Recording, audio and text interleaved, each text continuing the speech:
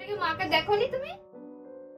Hello everyone, আমি পায়েল। আমার নতুন একটি ভিডিওতে সবাইকে এত এত ভালোবাসা। আশা করি আপনারা সবাই খুব ভালো আছেন, আর আমরাও কিন্তু বেশ ভালোই আছি। আজ হলো 7ই নভেম্বর, শুক্রবার। সকাল এখন সময় প্রায় ধরুন ওই 11:30 মতো। ঘুম থেকে উঠেছি অনেক সকাল সকাল। হাতের কয়েকটা কাজ ছিল, ঘরের কাজই, সেগুলো করে নিয়েছি। মিহি সকাল 7:30 নাগাদ একবার ঘুম থেকে উঠেছিল, তারপর ফিট করিয়ে দিলাম ওই যে, আর ঘুমিয়েছে।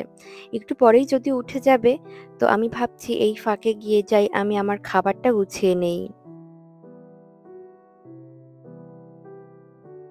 আপনাদের তো আগেও বলেছি শুক্রবারের দিন আমি খুব একটা রান্না বান্না আজকাল আর করি না। আসলে নিজের জন্য একটু সময় বের করে নেয়া, এই আর কি। যদি আগের দিনের কোনো লেফট ওভার ফ্রিজে থাকে, আমি মূলত সেই দিন আর সকালবেলায় রান্না বান্নার কোনো ঝামেলা নেই না, তার থেকে বরং একটু বেলার দিকেই করি। তবে বৃহস্পতিবার দিন আমি সেইভাবেই রান্না করি যাতে পরদিন আর কোনো লেফট ওভার না থাকে। মেহি আসার আগে যেমন আমি 2 দিনের পরিমাণ মতো ডাল একসাথেই রান্না করে রাখতাম। চাইতাম পরের দিনগুলোতে যখন রান্না বান্না করতে ভালো লাগবে না, তখন জাস্ট একটা ডিম ভাজা, বেগুন ভাজা, আলু ভাজার সাথে একটু ডাল গরম করে নিতে পারি। তো এখন আর সেটা করিও না, কারণ আজকাল আমার ডাল খেতে একেবারেই ভালো লাগে না। কিন্তু ডালে তো প্রচুর প্রোটিন, তাই ভাবছি এখন থেকে একটু একটু করে ডাল খাওয়া আবার ধরতে হবে। এই দেখুন, মেয়েটা আমার ঘুম থেকে উঠে গিয়েছিল, তাই তো রান্নাঘর থেকে এসে আবার পিঠে চাপড় দিয়ে দিয়ে একটু ঘুম পাড়িয়ে দিলাম। আসলে এইটা হলো ওর প্রত্যেক দিনের ঘুমানোর সময়। আবার 2-3টে নাগাদ একটা ছোট্ট করে ঘুম দেবে, দিয়ে আবার সন্ধ্যাবেলা একটা ছোট ঘুমও দেয়। যাক গে, আমি আবার রান্নাঘরে এসে পেঁয়াজগুলো কাটছি। আসলে ডিম ভাজবো আর ভাজবো বেগুন, সাথে কাঁচা লঙ্কা আর ঘি। এই খাবারের কম্বিনেশনটা জানি অনেকেরই পছন্দ, আমার তো দুর্দান্ত লাগে। আর মাঝে মাঝে যখন বেগুন ভাজতে একেবারেই ভালো লাগে না, ধরুন আলু সিদ্ধ রয়েছে, তখন আলু সিদ্ধর সাথে কাঁচা লঙ্কা, ঘি, আর সঙ্গে ডিম ভাজা অথবা ডিম সিদ্ধ, এই কম্বিনেশনটাও কিন্তু মারাত্মক লাগে। তো যাই হোক, আমি পেঁয়াজ আর লঙ্কা কুচি করে নিয়েছি। একটা ডিম এখন এই পেঁয়াজ লঙ্কার সাথে নুন দিয়ে ভালো করে ফেটিয়ে চলুন অল্প তেলে একটু হালকা করে ভেজে নিই, কারণ আমার ডিম ভাজা খুব বেশি কড়া খেতে একদম পছন্দ না।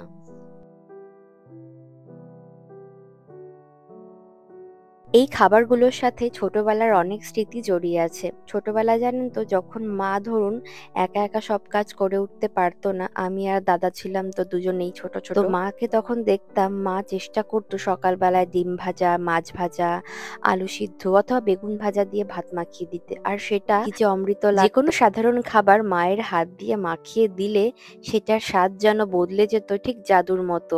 ওদিকে আমার মিহি ঘুম থেকে উঠে পড়েছে, তাই ওকে কাছেই রাখলাম ওই তো বাউন্সারের উপর শুয়ে। আর এই দেখুন, ডিম ভাজাটা হয়ে যাবার পর আমি ওই একই কড়াইয়ে আরেকটু সাদা তেল গরম করে নিয়েছি। নুন হলুদ দিয়ে মেখে রাখা এই যে লম্বা লম্বা যে বেগুনগুলো এখানে পাওয়া যায়, সেগুলোই উল্টে পাল্টে একটু লাল লাল করে ভেজে নিচ্ছি। আমাদের দেশে যেমন শীতকালেও যে ভাঙর বেগুনগুলো পাওয়া যায়, যে ওগুলোর স্বাদ তো অতুলনীয়, তবে এদেশে ওরকম ভাঙর বেগুন শীতকালে পাওয়া যায় না। গরমকালে একটু আধটু পাওয়া যায়, তবে শীতকালে তাদের দেখা একেবারেই মেলে না। তবে যে বেগুনই ভাজুন না কেন, এসব খাবার গরম গরম থাকতেই এদের স্বাদ সব থেকে ভালো থাকে। তো চলুন, আমি দুটো কাঁচা লঙ্কা নিয়েছি, একটু ঘি নিয়ে গরম গরম ভাতটা খেয়ে নেই।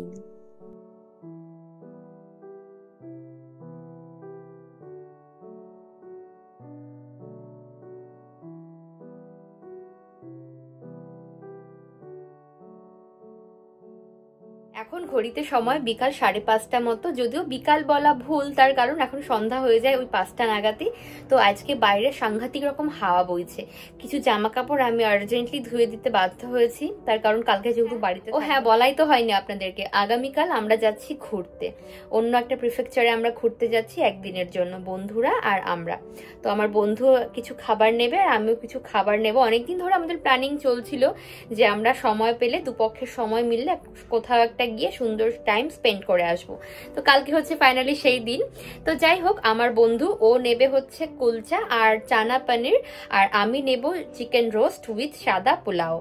তো পোলাওটা আমি রাতের দিকেই বানাবো, তার কারণ যেহেতু ওটা সারা রাত রাইস কুকারের রেস্টে থাকবে, যাতে সকালবেলায় ঠিকঠাক থাকে, তাই জন্য আমি রাতেই করব। আর এখন চিকেন রোস্টটা বানিয়ে রাখবো। তো চলুন রান্নাঘরে যাই, গিয়ে ঝটপট করে আগে রোস্টটা বানিয়ে নেই।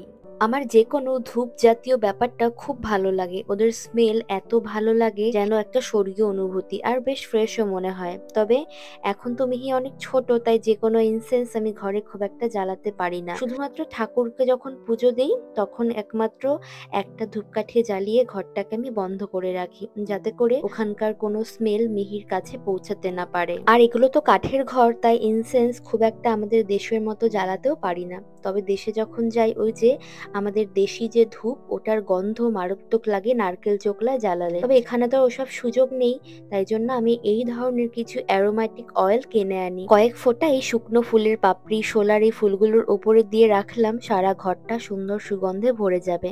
একে তো কালকে ঘুরতে যাব, তার উপর এখন এত সুন্দর স্মেল, সব মিলিয়ে আমার রান্না করতে এখন খুব ভালোই লাগবে। চিকেন রোস্ট বা চাপ যেটাই বলুন না কেন, এটা রান্না করবো একদম আমার মতো করে ঘরোয়া মশলা দিয়ে। সবসময় বেশি তেল ঝাল মশলা বাড়িতে থাকেও না, আর সব উপকরণ না থাকলে কি রান্না বান্না হবে না এমনটা তো নয়। তবে বেসিক যে উপকরণগুলো, পেঁয়াজ, কিছু আদা রসুন বাটা, একটু টক দই, দুধ, এগুলো থাকলেই আমার মনে হয় রোস্ট মোটামুটি একটা ভালো মতো রান্না করা যায়। তো সবার প্রথমে আমি সাদা পেঁয়াজ সেগুলোকে বেশ খানিকটা মতো কুচি করে নিয়েছি। তারপর এই যে একটা প্যাকেট মতো যে চিকেন এনেছি, এর মধ্যে হাড় আর সলিড সব রকম মেশানো রয়েছে। তো এইরকম পিসে আমার মনে হয় রোস্ট খেতে ভালো লাগে, তবে রানের পিস হলে তো আরো ভালো হয়। যাই হোক, আমি সব মিশিয়ে এনেছি। এখানে প্রায় 8 পিস মতো চিকেন রয়েছে। ভালো করে ধুয়ে ওইদিকে আমি জল ঝরাতে রেখে, জলটা ঝরে গেলে একটু টাওয়াল ড্রাই করে আমি নুন ছিটিয়ে সাদা তেলে ভাজতে দেব। ওই ফাঁকে একটু টক দই ফেটিয়ে নিয়েছি।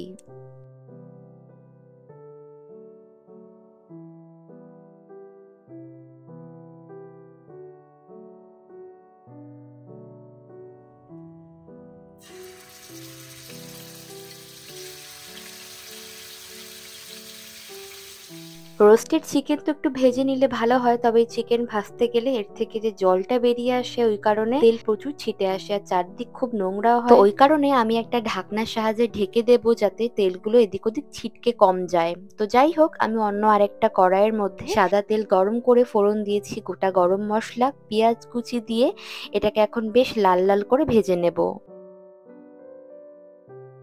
এমনিতেই ফ্রোজেন চিকেন, তার উপর ভাজাভুজি হচ্ছে, এর রংটা দুর্দান্ত এসেছে দেখুন, আর বেশ তাড়াতাড়ি নরমও হয়ে যায়। আমি দেশে থাকতে চিকেন রোস্ট খুব একটা রান্না করিনি, এখানে এসেই ওই ইউটিউব দেখে দেখে শিখেছি। তবে আমি এর আগে জানেন তো, যখন প্রথম প্রথম এই রোস্ট রান্না করা শিখেছিলাম, তখন যেটা করতাম সেটা হলো এইরকম চিকেন না ভেজে বরং মশলার সঙ্গে সরাসরি কাঁচা মাংস আমি অ্যাড করতাম। এতে যেটা হতো, দুটো ব্যাপার আমি ফিল করেছি। সেটা হচ্ছে কাঁচা মাংস সরাসরি মশলায় দিয়ে দিলে মাংস থেকে যে জলটা বের হয় ইনস্ট্যান্ট, তার ফলে রোস্টের কালার নষ্ট হয়। দ্বিতীয়ত, হাড় থেকে ভীষণ সহজেই মাংস খুলে আসে, যেটা রোস্টের জন্য মোটেও ভালো লক্ষণ না। এই কারণে এই রান্নার সময় মাংস ভেজে নেওয়াই সব থেকে বেটার।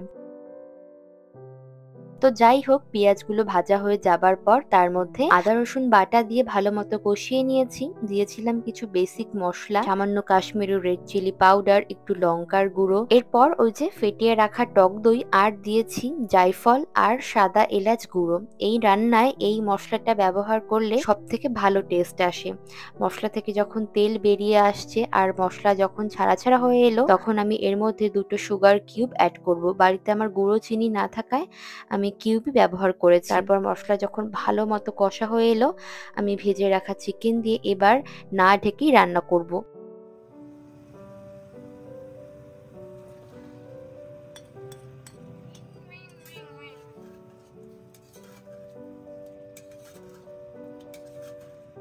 অনেক আগের কথা, যখন আমি প্রথম প্রথম এই দেশে এসেছিলাম, একবার আমরা তোয়ামা প্রিফেকচারে ঘুরতে গিয়েছিলাম। শীতকাল ছিল, তাই ওই সময় বাড়ি থেকে খাবার নিয়ে গিয়েছিলাম। আমি পেঁয়াজ পোলাও, ডিম তড়কা, এছাড়াও চিকেন কষা সব নিয়েছিলাম। সেইবার নিয়ে গিয়ে যা আনন্দ পেয়েছি, তাই পরের বার থেকে যতবারই ঘুরতে যাই না কেন, এমন খাবারই আমি পোটলা বেঁধে নিয়ে যাই। লঙ্কার গুঁড়োর মধ্যে বোধহয় হলুদের পরিমাণ ছিল, যেহেতু একসঙ্গে ভাঙানো হয়। আর এই লঙ্কার গুঁড়ো, হলুদের গুঁড়ো আর জিরে বা ধনিয়া সবই কিন্তু বাড়ি থেকে মা করে পাঠায়। মানে যখন আসি তখন মা করে দেয়, সেগুলো আমি প্যাক করে নিয়ে আসি, মাই প্যাক করে দেয়। যাই হোক, তো এর মধ্যে ওই মধ্যে হলুদটা মিশে গিয়েছিল, তো ওই জন্য দেখলাম কি লাল লাল কালার এসছে। তবে যে কালারটি আসুক না কেন, দুর্দান্ত এসছে। তো আমি এটাকে এখন দুধ দিয়ে আর একটু ফুটিয়ে নেবো। আর যেহেতু ভেজে নিয়েছি এখানকার ফ্রোজেন চিকেন, তো তাই রান্না হতে তো সময় নেয় না, তবে রংটা এসছে একদম খাস। আগামীকালকে যে আমরা ঘুরতে যাচ্ছি এই প্ল্যানিংটা বহু দিন ধরে হচ্ছিল, আর আমরা যখন থেকে প্ল্যানিং করেছি তখন থেকেই বলা কওয়া ছিল যে আমরা ঘুরতে গেলে খাবার নিয়ে যাব। ও যেমন যে খাবারটা নেবে আমিও তার বিপরীত খাবারটা নেব, কারণ দুজনে একরকম খাবার নিলে তো কোনো লাভ নেই। তাই বলেছিলাম তুই ব্রেকফাস্ট আর আমি নেব লাঞ্চ। তবে জানি না এটা কখন লাঞ্চ হবে নাকি ডিনার হবে নাকি অন্য কিছু। তো যাই হোক, সঙ্গে খাবার থাকলে অত চিন্তা থাকে না রাস্তায় বেরিয়ে। মামা তুমি আর কাঁদবে না শোনা, আর কাঁদবে না আমার শোনা, আর কাঁদবে না। আর কাঁদে নাকি? ঘুম থেকে উঠে গেছে? উঠে গিয়ে মাকে দেখোনি তুমি? মাকে দেখোনি তুমি? ও মাকে দেখোনি? মাকে দেখোনি? মাকে দেখোনি তুমি? কি হয়েছে আমার ভোলা বাচ্চা? ও মা মা মা মা আমি তোমাকে ফিট করে দিয়ে এলাম, তুমি ঘুমি করলে। কি মাম্মা কি হয়েছে? কি না পেছনে চুলগুলো তাকু পড়ে গেছে গো। আমার বাচ্চাটা। চলো তুমি রোস্ট খাবে? রোস্ট খাবে একটু? চলো মাম্মার ডাকো, থাকো তুমি মাম্মার কোলের মধ্যে থাকো বাচ্চা। শোনো তুমি তো অনেক হিসু করেছো শোনা। কালকে আমরা ঘুরতে যাব, কি মজা ভাই রে। ওরে ভাই রে আগুন লেগেছে বনে বনে। কালকে তুমি গান গাইবে? ওরে ভাই আগুন লেগেছে বনে বনে, ওরে ভাই আগুন লেগেছে বনে বনে, স্থলে জলে বনতলে লাগলো যে দোল। মিহি স্থলে জলে বনতলে লাগলো যে দোল, দ্বার খোল। বুঝি কি মামা নাইট দেখো তুমি? নাইট বাংশি খোল দ্বার খোল, লাগলো যে দোল, স্থলে জলে বনতলে লাগলো যে দোল, দ্বার খোল। গৃহবাসী সবাই দরজা খোলো, দোল এসেছে।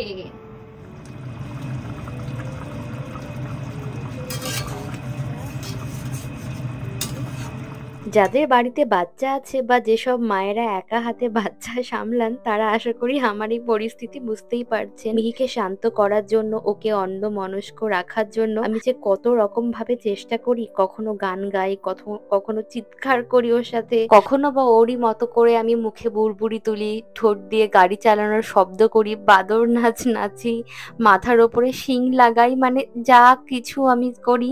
হয়তো কষ্ট হয় ঠিকই, তবে যখন আমার মেয়ে শান্ত হয়ে যায়, যখন ও খিলখিল করে হাসে আমাকে দেখে, তখন কিন্তু আমার ঠোঁটের কোণেও একটা বাঁকা হাসি আসে, আর যেটা আমাকে খুব আনন্দ দেয়। আর এরপর মিহি যেহেতু ঘুম থেকে উঠে গিয়েছিল তাই আমি রান্নাটা আর কন্টিনিউ করতে পারিনি। এর মধ্যে কাঞ্চন এলো, ডিনার সারলো, ওর কাছে মিহিকে রেখে আমি পোলাওটা বানিয়ে নিচ্ছি। এমনিতেও সব বাচ্চারাই ঘুম থেকে উঠলে একটু ঘ্যান ঘ্যান করে, তার কারণ ছোট বাচ্চাদের ঘুম থেকে ওঠার পর অবচেতন মনে ওদের আবেগগুলো একেবারে গোলমাল পাকিয়ে যায়। এই কারণে বাবা মায়ের সান্নিধ্য চায়। আর মিহি ঘুম থেকে ওঠার পর আমি সবসময় একটা এক্সট্রা টাইম নিয়ে ওকে আদর করি। কখনো ওর মুখের সাথে নাক ঘষি, কখনো ওর ঠোঁট আমি আঙুল দিয়ে আঁকিবুকি করে দিই। এগুলো করে ওকে ফিল করাই যে মা তোমার কাছেই রয়েছে। বেশ, চলুন পরিমাণ মতো জল আর দুধ দিয়ে আমি রাইস কুকারে পোলাওটা চাপিয়ে যাই, স্নান সেরে আসি। আজকে যে কি সাংঘাতিক স্ট্রাগলময় একটা দিন গেল। মিহি রয়েছে ওর পাপার কাছে, এখনো ঘ্যান ঘ্যান করছে। সেই সকাল থেকে আজকে আমাকে প্রচুর জ্বালিয়েছে। দেখতেই যেমনটা পেলেন, অনেক বেলায় আজকে আমি রান্নাবান্না শুরু করেছি। তো এখন বাজে রাত 9:45। আমি এখন স্নান করলাম। আজকে সত্যি মানে এক্সস্টেড হয়ে গিয়েছি আমি রীতিমতো। তো যাই হোক, ওদিকে আমি পোলাওটা যেরকম ভাবে দেখলেন চাপিয়ে দিয়েছিলাম। সকালবেলা উঠে ওটাকে জাস্ট প্যাক করে নিয়ে বেরিয়ে যাব। আর এখন স্নান সেরে এলাম। যেহেতু রান্নাবান্না করেছি, রান্নার মধ্যে ঘি দুধ এগুলো ব্যবহার, আমার মনে হয় গায়ে স্মেল হতে পারে, তো এই কারণে আমি স্নান সেরে নিলাম। চুল টুল সব শ্যাম্পু করে নিয়েছি যাতে একদম ফ্রেশ লাগে। তো এখন ঘুমিয়ে পড়বো, সকাল সকাল আবার উঠতে হবে। সকাল এখন 7:40 মতো বাজে। আমাদের বের হবার কথা রয়েছে 8:30টার মধ্যে। আমি সবার প্রথমে উঠে রেডি হয়ে নিয়েছি, বিছানাপত্র গুছিয়েছি, ওদিকে কাঞ্চনও রেডি হচ্ছে। মিহি ঘুমোচ্ছে ক্রিবে, ওকে এখন ঘুম থেকে তুলবো না, তার কারণ আমি এই খাবারগুলো এখন প্যাক করব। গরম গরম পোলাও আমি সবকটা বক্সে একই পরিমাণ দিচ্ছি। রাইস আর চিকেন আমি হয়ে যাবার পর দুটোকে একসঙ্গে রাইস কুকারের মধ্যে রেস্টে রেখেছিলাম। ব্যাপারটা সকালবেলা যে এত ভালো আসবে সত্যি আমার কল্পনার অতীত ছিল। ইস, যদি একবার আপনাদেরকে খাওয়াতে পারতাম সত্যি নিজেকে সৌভাগ্যবান মনে করতাম। তার কারণ ব্যাপারটা যে এত ভালো হয়েছে, নিশ্চয়ই বাড়িতে এইভাবে ট্রাই করে দেখবেন, খেতে দুর্দান্ত হয়।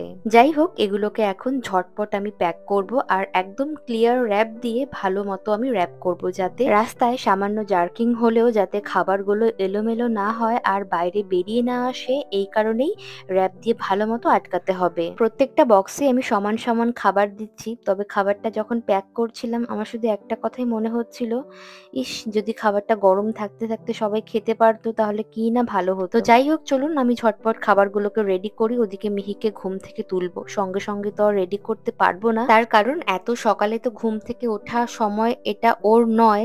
তার উপর আবার ঘুম থেকে ওঠার সঙ্গে সঙ্গে যদি মুখে ওয়েট টিস্যু দিয়ে মুছিয়ে ক্রিম ডাইপার এগুলো লাগানো হয় তাহলে যে কোনো মানুষেরই বিরক্ত হবে। তো সকাল এখন ঠিক 8টা মতো বাজে, কাঞ্চন ওদিকে মিহিকে রেডি করছে আর আমি হচ্ছে এখানে খাবারগুলো প্যাক করলাম। কালকে যেমন যারা দেখতে পেলেন সব খাবারগুলো অনেক রাত হয়ে গিয়েছিল পোলাওটা বানাতে, তো আমি সবকিছু একসঙ্গে রাইস করে দিয়ে দিয়েছিলাম। আর যেটার শেষের ব্যাপারটা যে এসছে না দুর্দান্ত, লাইক চিকেন পোলাও। তো চলুন জিনিসগুলো প্যাক করে নিয়ে আমরা দুগ্গা দুগ্গা করে রওনা হই। দেখা হচ্ছে পরবর্তী ভিডিওতে। সবাই খুব ভালো থাকবেন, সুস্থ থাকবেন, টাটা, বাই বাই।